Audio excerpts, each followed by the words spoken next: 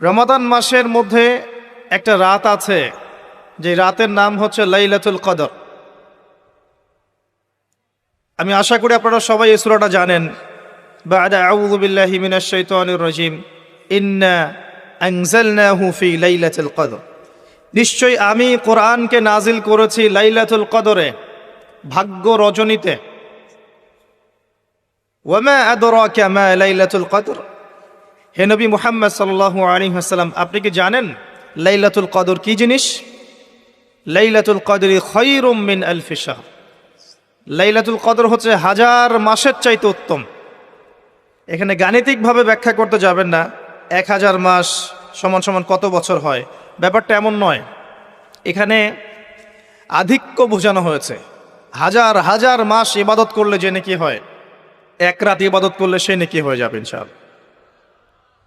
এই রাতে কি হয়? স্পেশাল তানাজ্জালুল মালাইকাতু ওয়ার রূহ। এই মাসে আল্লাহর পক্ষ থেকে আল্লাহর ফেরেশতারা নেমে আসেন। কোথায় নেমে আসেন? পৃথিবীতে। তাদের সর্দার হিসেবে থাকেন জিবরাইল আলাইহিস সালাম। তানাজ্জালুল মালাইকাতু ওয়ার রূহু ফিহা বিইذনি রাব্বিহিম। আল্লাহর রবের আদেশে তারা এই কাজটা করেন।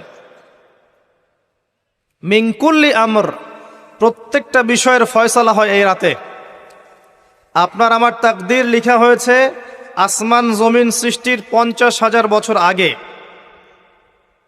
আপনার আমার তাকদীর লেখা হয়েছে আসমান জমিন সৃষ্টির 50,000 বছর আগে। আল্লাহ পাক সমস্ত সৃষ্টির তাকদীর লিখেছেন প্রথম দফায়।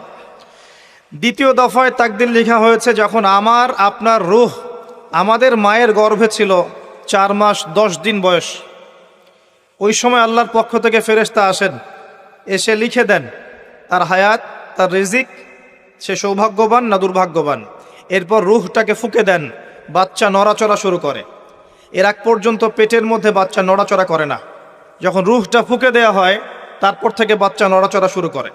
দ্বিতীয় দফায় তাকদীর লেখা হয়।